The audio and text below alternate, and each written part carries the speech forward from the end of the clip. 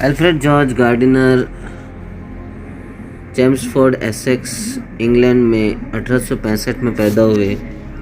उन्होंने बतौर पत्रकार अपने अदबी सफ़र की शुरुआत की। 37 साल की उम्र में उन्हें डेली न्यूज़ का एडिटर बनाया गया, मुदीर बनाया गया। उन्होंने कलमी नाम, सीडोनिम अल्फ़ा ऑफ द प्लाव के नाम से बहुत सारे कंट्रीब्यूशंस किए हैं। उनका काफ़ी कंट्रीब्यूशंस रहा है daily news, the Manchester evening news etcetera में। उनके एसेज काफ़ी एलिगेंट, ग्रेसफुल और मज़ाहिया है। उनकी जानी मानी किताबों के नाम हैं the pillars of society, pebbles on the shore, many furrows and leaves in the wind. उन्होंने ज़िंदगी की सच्चाइयों को, बुनियादी सच्चाइयों को बड़े ही आसान और मज़ेदार तरीके से पेश किया है, और उन्होंने रोज़मर्रा की ज़िंदगी में अखलाकियत के सवाल को हमेशा खड़ा किया। ऑन सेइंग प्लीज़ इस लेसन में ए जी गार्डनर ने समाजी ज़िंदगी में अच्छे बर्ताव की अहमियत को बताया है और रोज़ाना के बिहेवियर, डेली बिहेवियर, रोज़मर्रा के बर्ताव में पोलाइटनेस और कर्टसी के अहमियत को एम्फसाइज़ किया है। वो बताते हैं कि पोलाइट स्पीच से, अच्छी तरीके से बात करने से और मैनर्स से किस तरह से माहौल तरोताज़ा हो जाता है, किस तरह बेइज्जती और बुरे बर्ताव से माहौल ख़राब हो जाता है। सिटी ऑफिस में काम करने वाले एक नौजवान लिफ्टमैन ने लिफ्ट में दाखिल होने वाले पैसेंजर को लिफ्ट के बाहर फेंक दिया। इस जुर्म के लिए उस पर फ़ाइन भी लगाया गया। बेशक वो गलत था। मामला ये था कि पैसेंजर ने प्लीज़ नहीं कहा। शिकायत करने वाले पैसेंजर ने जब वो लिफ्ट में दाखिल हुआ कहा था टॉप, यानी कि ऊपर चलिए, और लिफ्टमैन ने डिमांड किया टॉप प्लीज़, यानी कि टॉप के साथ प्लीज़ कहिए। और इस रियायत को क्योंकि पैसेंजर ने रिफ्यूज़ किया, इस कंसेशन को रिफ्यूज़ किया, तो लिफ्टमैन ने न सिर्फ उसकी हिदायत को मानने से इनकार किया, यानी कि ऊपर लिफ्ट ले जाने से इनकार किया, बल्कि पैसेंजर को लिफ्ट में से बाहर फेंक दिया। और ये मामला हमारे समाजी बर्ताव पर बहुत कुछ कहता है। बेइज्जती एक कानूनी जुर्म नहीं है, लीगल ऑफेंस नहीं है, और न ही हमें इस मारने और पीटने की कानून हमें इजाज़त देता है। अगर कोई बर्गलर, कोई चोर उचक्का मेरे घर में घुस पड़ता है और मैं उसे मार गिराता हूँ, नॉक डाउन करता हूँ, तो कानून मुझे एक्विट कर देगा, बाइज्जत बरी कर देगा। और अगर मुझे फ़िज़िकली असॉल्ट किया जाता है, जिस्मानी तौर पे मारा जाता है, कानून मुझे परमिट करता है, इजाज़त देता है कि मैं उसके इस हमले के ख़िलाफ़ रिटेलिएट करूं।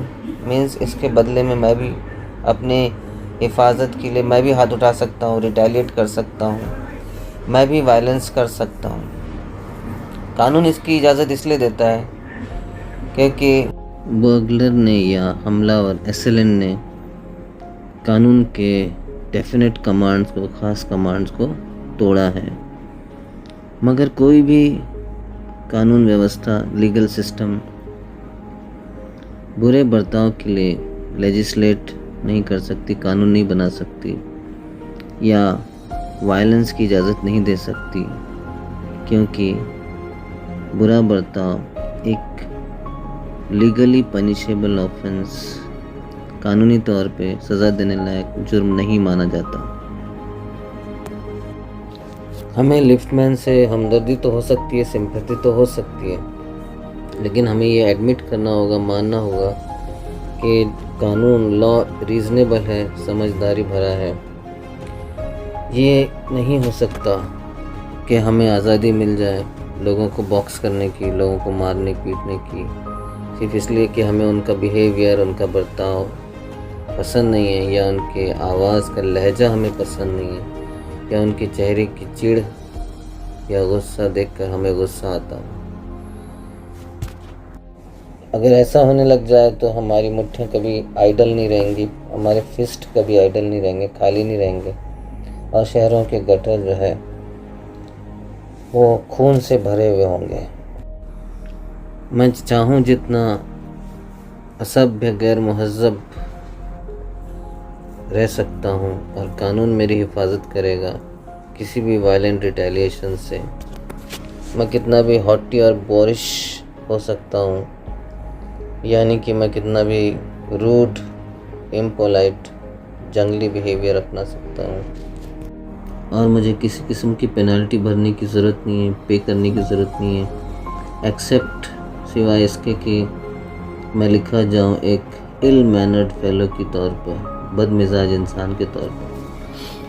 कानून मुझे कंपेल नहीं करता, मजबूर नहीं करता प्लीज़ बोलने के लिए, या कि मैं अपनी आवाज़ को, अपनी वॉइस को लोगों के सेंसिबिलिटी के हिसाब से, लोगों के एहसास के हिसाब से एट्यून करूं, उसके मुताबिक ढालूं। या ये नहीं कहता कि मुझे अपनी मूँछों को तेल लगाना चाहिए या अपने बालों में डाई करना चाहिए। कानून हमारे अखलाकी गिरावट, हमारे एहसास की गिरावट को नहीं रिकॉग्नाइज़ करता मुआवजे के तौर पे। कानून में ऐसी कोई प्रोविज़न नहीं है जो हमारे अखलाकी और फ़िक्री नुकसानात का मुआवजा दिलाए। अगले पैराग्राफ में एजी गार्डनर बताने की कोशिश कर रहे हैं, इस बात को एनालाइज करने की कोशिश कर रहे हैं कि लिफ्टमैन ने, यंग लिफ्टमैन ने ऐसा बर्ताव क्यों किया। हो सकता है, इट इज़ प्रोबेबल, कि लिफ्टमैन के दिल को ये ठेस पहुंची इस बात से कि उस पैसेंजर ने जो लिफ्ट में दाखिल हुआ, उसने उसके सोशल स्टेटस का, सोशल स्टैंडिंग का मजाक उड़ाया हो, प्लीज़ न कहकर। अगर पैसेंजर उसे घुटनों के नीचे किक मारता तो उसके खिलाफ केस दर्ज करके कानूनी मुआवजा लिफ्टमैन हासिल कर सकता था। एक किक की तकलीफ़, एक किक का दर्द तो बहुत जल्द चला जाता है, लेकिन जो हमारी खुददारी को जो ठेस पहुंचती है, उसका ज़ख्म जल्दी नहीं जाता, उससे वो सारा दिन हमारा ख़राब हो सकता है।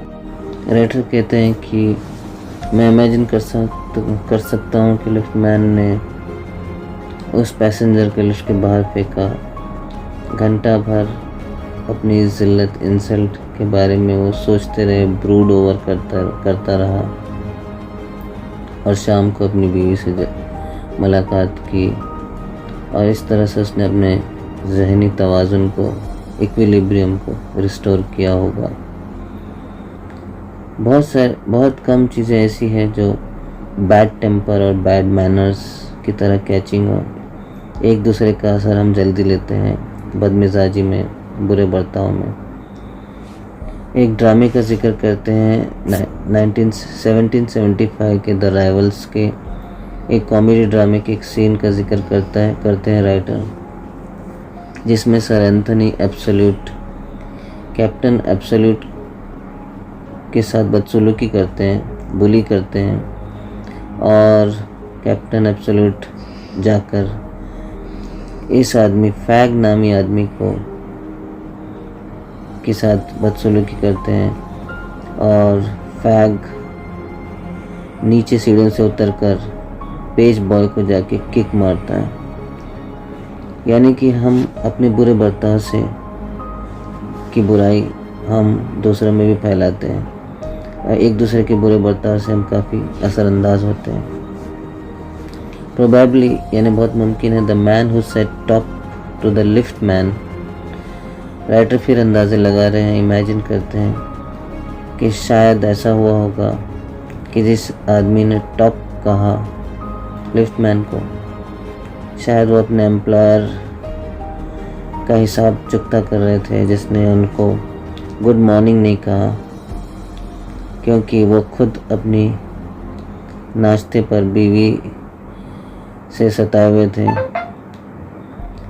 और बीवी इसलिए नाराज़ थी कि खानसामे ने उनके साथ गुस्ताखी की और खान सामा इसलिए नाराज़ था क्योंकि नौकरानी ने उसे उल्टा जवाब दिया। तो राइटर यह बताना चाहते हैं कि हम समाज में एक दूसरे से बुरे बर्ताव को हम कैसे फैलाते हैं। आगे कहते हैं, we infect the world with our ill humours. हम अपने ख़राब मज़ाक से, बुरे बर्ताव से, बुरे मैनर्स से, बैड मैनर्स से सारी दुनिया को इन्फेक्ट करते हैं, उसकी बुराई फैलाते हैं। बैड मैनर्स ज़्यादा पॉइजन करते हैं हमारी आम जिंदगी को। सारे कैलेंडर में जितने भी क्राइम्स होते हैं, जुर्म होते हैं, उनसे भी ज़्यादा नुकसान हमारे बुरे बर्ताव से होता है, ऐसा राइटर कहते हैं। राइटर कहते हैं कि कभी कभी अच्छे शौहर भी, गुड नेचर्ड हस्बैंड भी गुस्से में आकर, बैड टेम्पर में आकर बीवी पर हाथ उठा देते हैं, थप्पड़ मार देते हैं, उसकी आई को ब्लैक कर देते हैं। मगर दुनिया में ऐसे भी सैकड़ों हस्बैंड्स हैं जो अपनी बीवी के बदमिजाजी के साए में शहादत की ज़िंदगी गुजार रहे हैं, शहीदों की ज़िंदगी गुजार रहे हैं, ऐसा राइटर कहते हैं। No decalogue could cover the vast area of offenses। यहूदियों के जो 10 कमांडमेंट्स हैं वो भी इस जराइम के वास्ट एरिया को, बड़े दायरे को कवर नहीं कर सकता।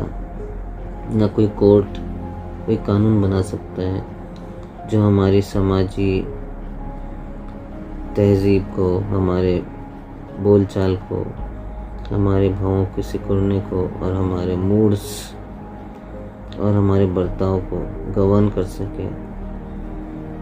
ऐसे कानून नहीं बनाए जा सकते जो हमारे समाजी बर्ताव और अखलाकी पहलू को भी कानून के दायरे में ले सके।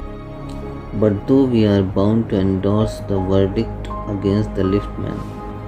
हालांकि हम कोर्ट के इस वर्डिक्ट यानी फैसले को एंडोर्स करते हैं, तस्दीक करते हैं कि कोर्ट ने जो लिफ्टमैन के खिलाफ फ़ाइन भरने का जो फैसला दिया, वर्डिक्ट दिया, वो सही था। बहुत सारे लोगों को लिफ्टमैन के से हमदर्दी होंगी, सिंपैथी होंगी। While it is true that there is no law that compels us to say please, हाँ ये सच है कि कोई भी कानून हमें मजबूर नहीं कर सकता है प्लीज़ बोलने के लिए, लेकिन एक सोशल प्रैक्टिस बहुत ही पुरानी है, बहुत पाकीज़ा है, जो कानून से भी ऊपर है, और वो ये है कि हम सिविलाइज्ड बने, मुहज़्ज़ब बने। और इस सिविलिटी की पहली ज़रूरत ये है कि हम किसी भी सर्विस को जो हमें मिलती है हम प्लीज़ कहें। प्लीज़ और थैंक यू ऐसे छोटे छोटे वर्ड्स हैं जिससे कि हम समाजी बीइंग्स, सोशल बीइंग्स का हक अदा करते हैं। ये छोटे छोटे आदाब हैं, कर्टसीज़ हैं, जिससे कि हम अपनी ज़िंदगी की मशीन को ऑयलिंग देते रहते हैं ताकि ये ज़िंदगी की मशीन अच्छे से चल सके। They put our intercourse upon the basis of friendly cooperation and easy give and take instead of on the basis of superiors dictating to inferiors। ये जो आदाब है, प्लीज़ बोलना, थैंक यू बोलना, ये हमारे समाज में आपस में फ्रेंडली कोऑपरेशन की बुनियाद पर होते हैं, गिव एंड टेक रिलेशनशिप को बढ़ावा देते हैं, बजाय इसके कि बरतर लोग कमतर लोगों पर हुकूमत करे, डिक्टेट कराए। ये बहुत ही गंदा ज़हनी होगा जो ऐसे जगह पे कमांड करने की कोशिश करे, ऑर्डर देने की कोशिश करे ऐसे सर्विस के लिए जो आसानी से मांगी जा सकती है, और बजाय खुशी से वो चीज़ हासिल करने के नाराज़गी से, रिसेंटमेंट के साथ वो चीज़ हासिल करे। I should like to feature in this connection my friend the polite conductor। Writer कहते हैं कि मैं ख़ास तौर पे एक कंडक्टर का जिक्र करता हूँ जिसे मैं पोलाइट कंडक्टर कहता हूँ। वो कहते हैं कि इस डिस्क्रिमिनेटिंग टाइटल से जो मैं उसे दे रहा हूँ, मैं नहीं चाहता कि मैं बाकी कंडक्टर्स को कम आंकता हूँ जनरली। बजाय इसके मैं तो समझता हूँ कि कंडक्टर्स को भी एक काफ़ी मेहनत मशक्क़त करनी पड़ती है कॉलिंग करने की। दिन भर उनको बस में रहकर टिकट के लिए पुकारना पड़ता है लोगों को, मगर फिर भी इधर उधर आपको कुछ अनप्लेजेंट स्पेसिमेन मिलते हैं, नापसंदीदा नमूने मिलते हैं कंडक्टर्स के, जो पैसेंजर्स को अपने नेचुरल एनिमीज समझते हैं, दुश्मन समझते हैं। ऐसे क्रिएचर्स जिनका मकसद होता है कि वो कंडक्टर को चीट करें और जिन्हें रीजनेबली ऑनेस्ट तभी रखा जा सकता है जब कंडक्टर ज़ोर से चिल्लाए या उसके साथ में एग्रेसिव बर्ताव करें। लेकिन ये जो टाइप जिसका मैं जिक्र कर रहा हूँ, राइटर कहते हैं इस कंडक्टर का, ये तो बहुत ही रेयर में से रेयर है। और राइटर कहते हैं कि I fancy the public owes much to the underground railway company which also runs the buses for insisting on a certain standard of civility in its servants. एक कंपनी है underground railway company जो buses भी चलाती है। वो अपने servants को, अपने नौकरों को, ख़ास तौर पे मुलाजिम को अपने ख़ास तौर पे ये हिदायत करती है कि लोगों के साथ महज़्ज़ब बात करें। इस बात का ख़ास ख्याल रखती है। ऐसा करके अंडरग्राउंड रेलवे कंपनी न सिर्फ पब्लिक के सफ़र को दिलकश बनाती है, ट्रैवलिंग को प्लेजेंट बनाती है, बल्कि सोशल सर्विस भी करती है।